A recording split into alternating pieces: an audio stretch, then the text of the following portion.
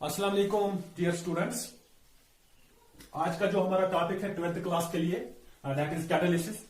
Surface chemistry में जो absorption के मुतालिक टॉपिक्स थे वो तकरीबन हो गए। आज कैटालिसिस हमें पढ़ना है यहाँ पे, जिसका इंट्रोडक्शन, उसके बाद एंजाइम कैटालिसिस पढ़ना है हमें। देख लीजिए ये कैटालिसिस है क्या। देख लीजिए, अगर हम केमिकल रिएक्शंस की बात करें, केमिकल रिएक्शंस की बात करें, ठीक, केमिकल रिएक्शन मैट्रिक में आपने पढ़ा होगा और केमिकल काइनेटिक्स में भी हमने इसकी बात की। हमने उस वक्त बोला था कि ये जो रिएक्शंस है, या तो ये रिएक्शंस इंस्टेंटेनियस रिएक्शंस होगी। इंस्टेंटेनियस का मतलब क्या बोला था उस वक्त हमने बोला था कि इनका जो रेट ऑफ रिएक्शन होता है, रेट ऑफ रिएक्शन, ये बहुत ही फास्ट होती है रिएक्शंस। ये रिएक्शंस बहुत ही क्या होती है, फास्ट। और दूसरा हमने बोला था कि आधे रिएक्शन क्या, उनको हम बोलते हैं moderate. Moderate means they are not too fast, उतनी ज्यादा फास्ट भी नहीं है इनकी rate of reaction, and nor यहां हम ये लिखते हैं नॉट टू स्लो, ना तो ये ज्यादा फास्ट होती है ना ज्यादा स्लो होती है। एंड नंबर थर्ड हमने लिखा था स्लो रिएक्शंस, दैट मींस इनका जो रेट ऑफ रिएक्शन है, रेट ऑफ रिएक्शन है बहुत ही स्लो है। It takes much time for completion, ये बहुत ज्यादा टाइम लेती है कंप्लीशन होने में ऐसी रिएक्शंस, ठीक है। तो फिर इन रिएक्शंस की बात हमें करनी है, इन रिएक्शंस की बात हमें करनी है, ठीक है। अब अगर हम चाहें कि इनका रेट ऑफ रिएक्शन क्या है, वो इंक्रीज होना चाहिए। फॉर एग्जांपल, अगर कोई रिएक्शन 5 आवर्स लेती है तो हमें 1 आवर में चाहिए, 30 मिनट्स में चाहिए। तो फिर इसके लिए हमें क्या करना पड़ेगा। एक साइंटिस्ट आया हमारा, स्वीडन साइंटिस्ट बर्जेलिस, इसने क्या बोला 1835 में, इसने एक क्या बोला, इसने बोला कि आधे कुछ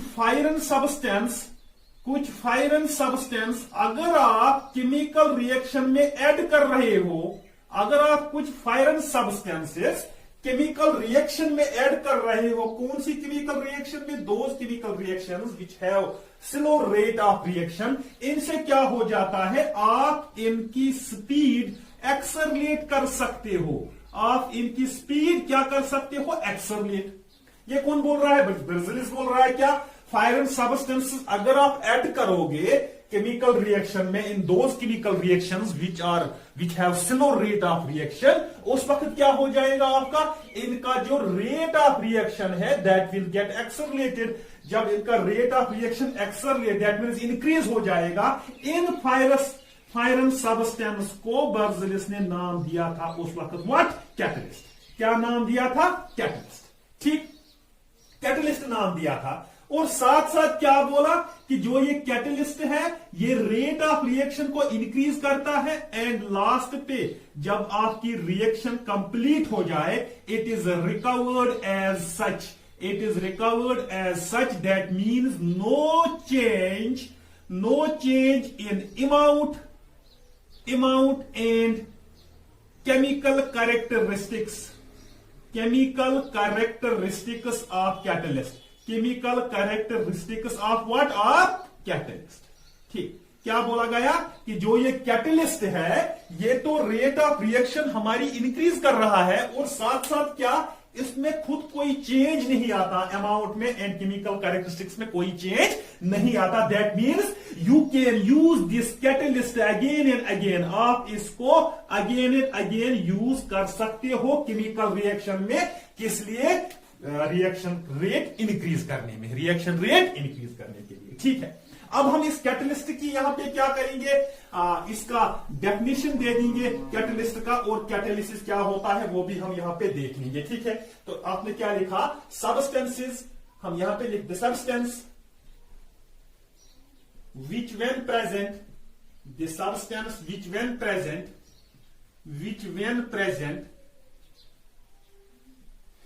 in a chemical reaction, वो सब्सटेंसेस जो केमिकल रिएक्शन में जब मौजूद हो क्या करते हैं, accelerates the speed of reaction, the rate of reaction accelerates the rate of reaction. एक तो ये रेट ऑफ रिएक्शन को एक्सलरेट करता है, एंड और क्या करता है, and is recovered as such means no change in amount and chemical characteristics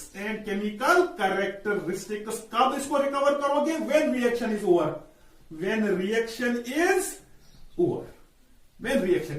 देख लीजिए क्या लिखा हमने यहां पे, हमने बोला वो सब्सटेंसेस, कौन से सब्सटेंसेस जो आप केमिकल रिएक्शन में ऐड कर रहे हो, किस लिए, ताकि केमिकल रिएक्शन का रेट इंक्रीज हो जाए, और जब ये रिएक्शन कंप्लीट होती है ये एज सच निकलता है, no change in amount and chemical characteristics, this substance was called what, it was called a catalyst. क्या इसको बोला जाता है कि ये कैटलिस्ट है।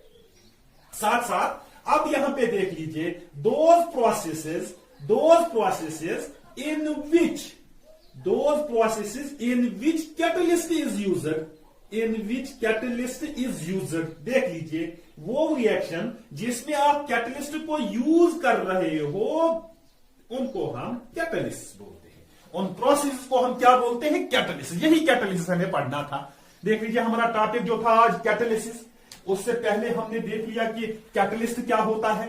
स्लो रिएक्शंस के लिए कैटलिस्ट आप लगा लो, फायर सब्सटेंस, ये रेट ऑफ रिएक्शन इंक्रीज करेगा और साथ साथ इसमें कोई चेंज नहीं आएगा, आप रिकवर कर सकते हो। And those process while you are using this catalyst, उसको हम क्या बोलते हैं, कैटलिसिस बोलते हैं। फॉर एग्जाम्पल यहां पे देख लीजिए आप, फॉर एग्जाम्पल हाइबर्स प्रोसेस,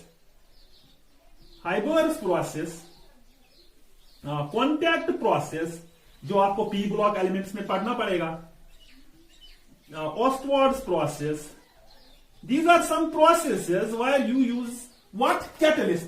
यहां पे क्या बन जाता है आपका, अमोनिया बन जाता है, it is a formation of ammonia.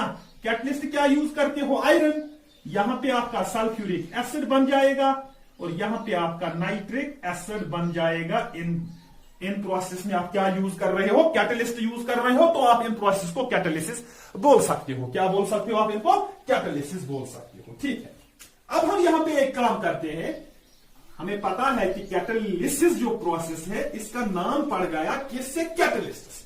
अब हम इस कैटलिस्ट की कैरेक्टरिस्टिक फीचर्स देख लेते हैं, फिर देखते हैं कि कैटलिसिस जो हमारा है उसके क्या क्या टाइप्स है।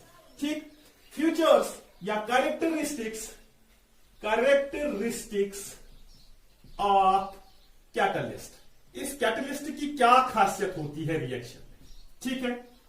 देख लीजिए first reaction, first process, first point characteristics इसका देख लीजिए। फॉर एग्जांपल यहां पे क्या हो जाता है, ये ए एंड बी आपस में मिल जाता है, इनको क्या करना है, प्रोडक्ट बनाना है। ठीक है। अब आप क्या करते हो, आप यहां पे कैटलिस्ट लगा लेते हो, फॉर एग्जांपल कि कैटलिस्ट लगाते हो।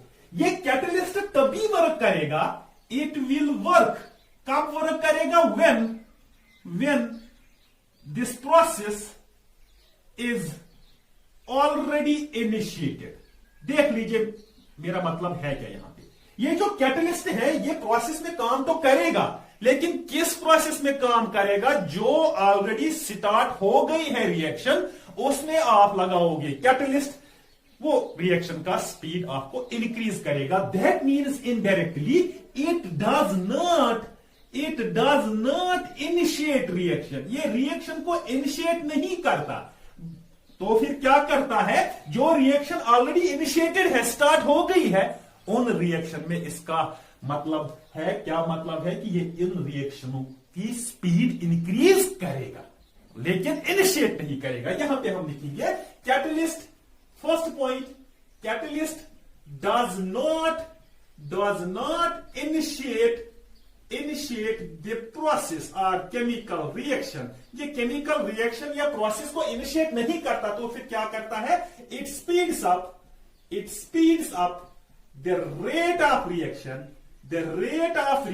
किन की रेट ऑफ रिएक्शन इंक्रीज करता है, rate of reaction of those processes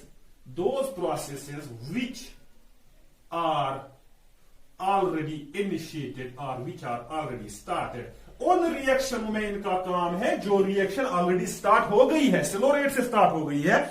जब आप उसमें आप कैटलिस्ट यूज करोगे उनका रेट ऑफ रिएक्शन इंक्रीज हो जाएगा। ठीक है। नंबर सेकंड कैरेक्टरिस्टिक फ्यूचर देख लीजिए। यहां पे अगर मैं चाहता हूं यहां पे कि जो ये कंपाउंड मैंने यहां पे लिखा हाइड्रोजन पेरोक्साइड, इसको मैं डिकम्पोज करूं। क्या करूं इसको? डिकम्पोज। डिकम्पोजिशन के लिए यहां पे कैटलिस्ट चाहिए प्लैटिनम। क्या चाहिए कैटलिस्ट आपका? प्लैटिनम। देख लीजिए बोला जाता है अगर आप 1 ग्राम प्लैटिनम यूज करोगे 10⁻⁸ litres of H2O2 is decomposed. सिर्फ 1 ग्राम कैटलिस्ट से 10⁸ लीटर्स ऑफ H2O2 डिकम्पोज हो जाता है। That means small amount of catalyst, small amount of catalyst is efficient to carry out, to speed up chemical reaction। देख लीजिए catalyst को आपको ज्यादा मिकदार में लेने की जरूरत नहीं है, आप कम मिकदार में ही कैटलिस्ट को ले लो, वो अपना काम कर देगा। ठीक है। यहां पे हमने एग्जांपल भी ले ली हाइड्रोजन पेरोक्साइड की।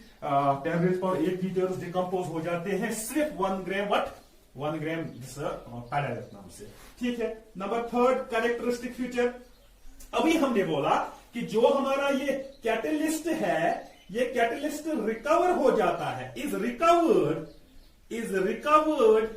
After the reaction is complete. After the reaction is complete. देख लीजिए ये जो हमारा कैटलिस्ट है ये आपको रिकवर हो जाएगा लास्ट पे जब रिएक्शन आपकी कंप्लीट हो जाएगी।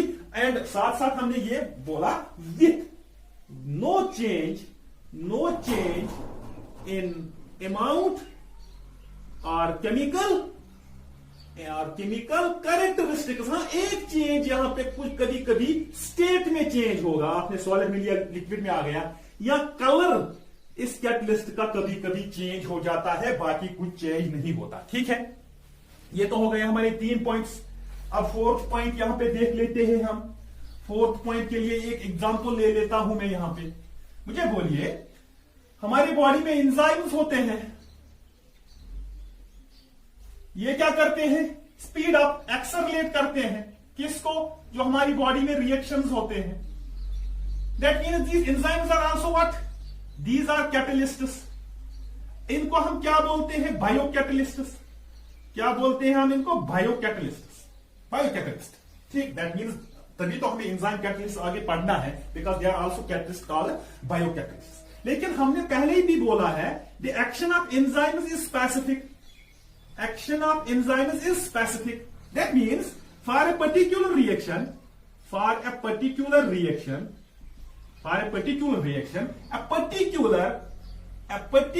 enzyme is needed. Particular enzyme is needed. एक एंजाइम सारी रिएक्शंस नहीं करेगा, एक खास रिएक्शन के लिए एक खास एंजाइम चाहिए। तो that means enzyme action is what? It is specific. जब हमने एंजाइम की बात की कि स्पेसिफिक है, ये भी कैटलिस्ट है, दैट मीन्स कैटलिस्ट क्या होता है? Catalyst is specific. क्या है ये कैटलिस्ट? स्पेसिफिक। यहां पे लिखेंगे हम catalysts are specific. Catalysts have specific nature. That means for a particular reaction, यहां पे लिखेंगे for a particular reaction, a particular catalyst is required. Particular catalyst is required. ठीक है। इसका मतलब यह भी हुआ कि तमाम रिएक्शंस के लिए आप एक कैटलिस्ट नहीं लगा सकते हो, हर किसी रिएक्शन के लिए अलग अलग कैटलिस्ट होता है। ठीक। And number 5th characteristic future, number 5th characteristics यहां पे हम क्या कर लेंगे? हम एक रिएक्शन यहां पे ले लेते हैं, हाइबर्स प्रोसेस। ठीक है। अब यहां पे देख लीजिए आप, यहां पे अगर मैं यहां पे एक और एरो डालूं इसका मतलब क्या हुआ? इसका मतलब हुआ कि यहां पे दो प्रोसेस हो जाती है, एक तो फॉरवर्ड डायरेक्शन में और एक किसमें? बैकवर्ड डायरेक्शन में। फॉरवर्ड डायरेक्शन में भी क्या हो जाती है? रिएक्शन, एंड साथ साथ कहां पे? बैकवर्ड डायरेक्शन में भी क्या? रिएक्शन हो जाती है, क्योंकि दो एरो है यहां पे। फॉरवर्ड डायरेक्शन में क्या बन जाता है? आपका अमोनिया, एंड बैकवर्ड डायरेक्शन में आपके रिएक्टेंट्स वापस आ जाते हैं। ठीक है, रिवर्सिबल रिएक्शन हम इनको कहते हैं। क्या कहते हैं हम इनको? Reversible reaction. ठीक, हमने इसको रिवर्सिबल रिएक्शन लिखा। That means these reactions have attend a state and that state is called equilibrium state. क्या किया है उन्होंने? इक्विलिब्रियम स्टेट में है ये। अब ये इक्विलिब्रियम स्टेट क्या है? इक्विलिब्रियम स्टेट में फॉरवर्ड रिएक्शन का रेट किसके बराबर होता है? आपके बैकवर्ड के।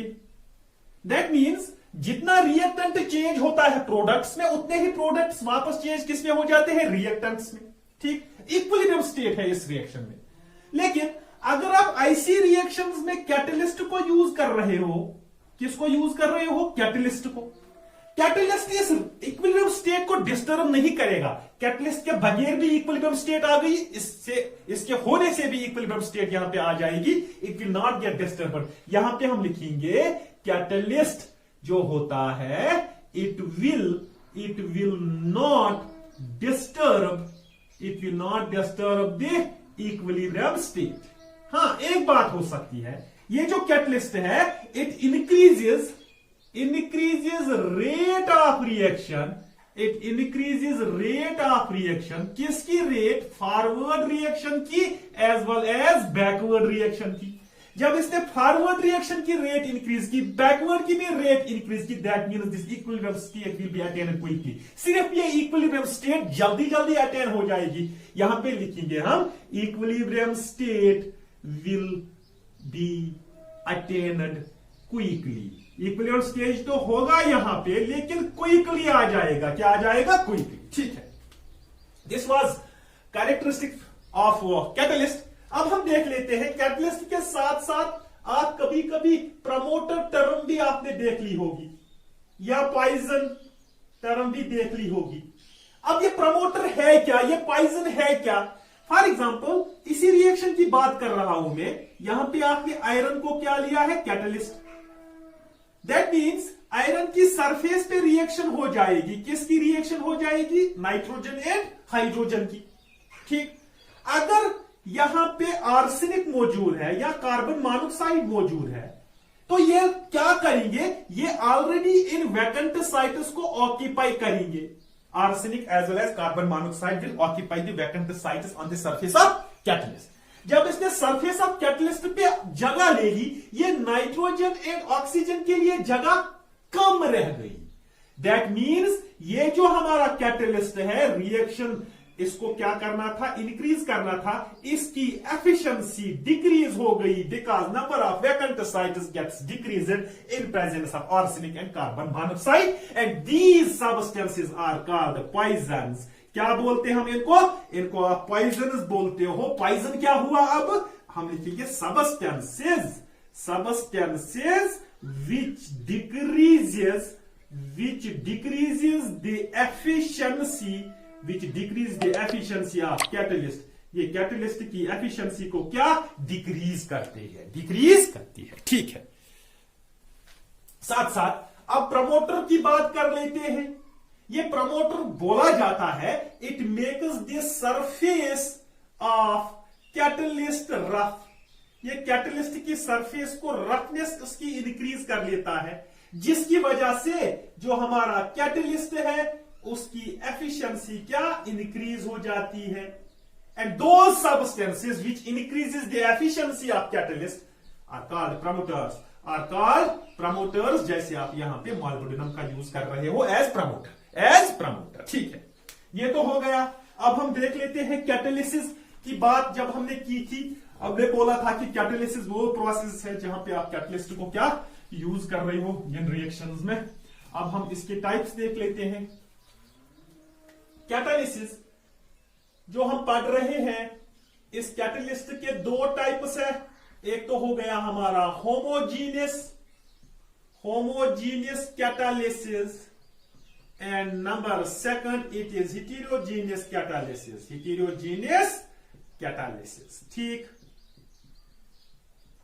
हम देख लेते हैं पहले होमोजीनियस कैटलिस्ट क्या होता है, इसकी थ्योरी क्या है, उसके बाद हम हेटेरोजीनियस पे आ जाते हैं। देख लीजिए, होमो means same, that means in process में कुछ ना कुछ तो सेम। अब क्या है सेम, हम देख लेते हैं। यहां पे हम एक रिएक्शन ले लेते हैं, सल्फर, हम लिखते हैं ऑक्सीडेशन ऑफ सल्फर डाइऑक्साइड। ये लिखिए सल्फर डाइऑक्साइड, जब ऑक्सीडेशन करोगे ऑक्सीजन के साथ, अब ये क्या बनाएगा आपका, ये बनाएगा सल्फर ट्राइऑक्साइड।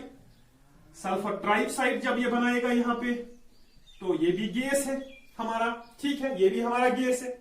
अब यहां पे देख लीजिए आप, इसमें जो आप कैटलिस्ट यूज करते हो that is oxides of nitrogen, nitric oxide आप यूज करते हो, ये भी क्या है, गैस। अब देख लीजिए रिएक्शन मिक्सचर को, रिएक्टेंट्स को, प्रोडक्ट्स को, गैस एंड गैस। कैटलिस्ट को देखो, gas, that means this reaction is called homogeneous, catalysis. Catalysis क्यों, क्योंकि आपने कैटलिस्ट को यूज किया है। होमो, अब सेम क्या है इसमें, गैस एंड गैस। क्या लिखेंगे हम, when reaction mixture and catalyst, जब reaction mixture and catalyst are in the same phase, that means either in solid, liquid और गैस। जब रिएक्शन मिक्सचर एंड कैटलिस्ट एक ही फेज में हो, उस वक्त उस कैटलिस्ट को हम होमोजीनियस कैटलिस्ट बोलते हैं, कैटालिसिस बोलते हैं। नंबर सेकंड, अगर आप यहां पे एग्जांपल लोगे, it will be oxidation of carbon monoxide, carbon monoxide gas, oxygen ले लीजिए साथ, गैस, ये भी nitric oxide gas, carbon dioxide gas. देख लीजिए सारे reactants, products as well as the catalyst is the same phase, that means this is also the example of what, homogeneous catalysis।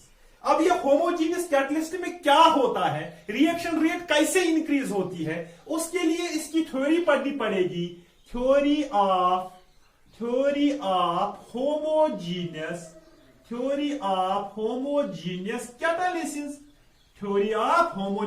Catalysis.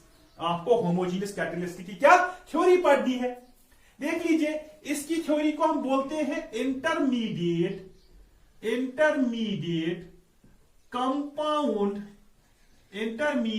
Compound formation theory. क्या बोलते हैं, intermediate compound formation theory. ठीक, ये क्या मतलब हुआ यहां पे, इसका मतलब हुआ किस रिएक्शन में जो होमोजीनियस होती है, इनमें पहले इंटरमीडिएट कंपाउंड बन जाता है। क्या बन जाता है, इंटरमीडिएट कंपाउंड। ठीक है, अब ये इंटरमीडिएट कंपाउंड कौन बनाता है, रिएक्शन देख लीजिए, बोला जाता है कि पहले स्टेप में आपका जो ये कैटलिस्ट है, ये वन ऑफ द रिएक्टेंट के साथ मिलता है, one of the reactant. That means here it is reactant A plus it is catalyst। क्या बनाता है, इंटरमीडिएट कंपाउंड। क्या बनाता है पहले, ये intermediate compound. Since this intermediate compound is what, it is unstable। दूसरी स्टेप में ये इंटरमीडिएट कंपाउंड दूसरे रिएक्टेंट के साथ मिलता है, आपको देता है प्रोडक्ट एंड कैटलिस्ट बैक। देख लीजिए थ्योरी क्या बोल रही है कि जो ये कैटलिस्ट है, ये वन ऑफ द रिएक्टेंट्स के साथ मिलता है, इंटरमीडिएट कंपाउंड बनाता है। जब इसने इंटरमीडिएट कंपाउंड बनाया, वो अनस्टेबल है, दूसरे के साथ मिलकर कैटलिस्ट को वापस देता है और हमारा प्रोडक्ट आ जाता है। एग्जांपल ले लीजिए यहां पे, सल्फर डाइऑक्साइड प्लस ऑक्सीजन क्या बनाएगा, सल्फर ट्राइऑक्साइड। ठीक है, सल्फर ट्राइऑक्साइड बनाएगा। इसमें क्या हो जाता है, ये जो आपका कैटलिस्ट है, ये पहले किसके साथ मिलता है, ऑक्सीजन के साथ। क्या बनाता है, 2 times NO2। ठीक, ये ये क्या बन गया इधर हमारा इंटरमीडिएट कंपाउंड। ठीक, अब यही किसके साथ मिलेगा, सल्फर डाइऑक्साइड के साथ देगा सल्फर ट्राइऑक्साइड प्लस NO को ये बैक दे देगा। किसको बैक करेगा, NO को।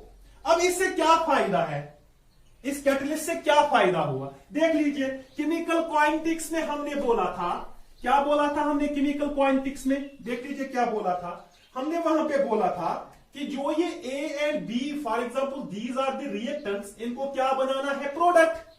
ये तब तक प्रोडक्ट नहीं बनाएंगे जब तक न ये एक एनर्जी बैरियर को क्रॉस करेंगे।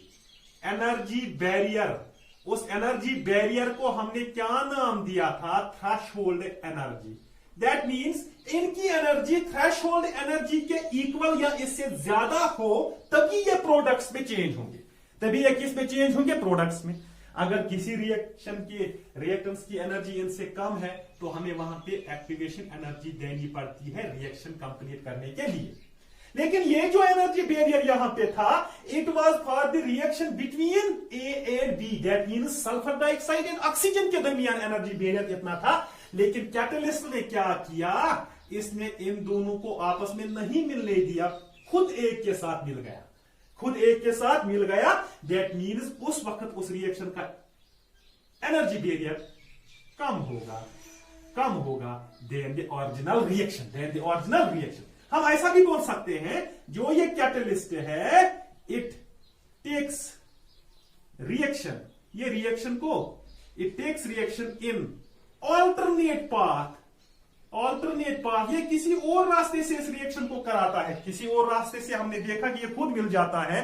दैट मींस क्या करता है, कम, डिक्रीजेस द एनर्जी बैरियर को डिक्रीज करता है। इसी की वजह से इस रिएक्शन की स्पीड अप होती है। क्या होती है इस रिएक्शन की speed up. This was about the homogeneous catalysis and it is theory. इंशाल्लाह tomorrow we will know about heterogeneous catalysis. Till then, thank you, goodbye.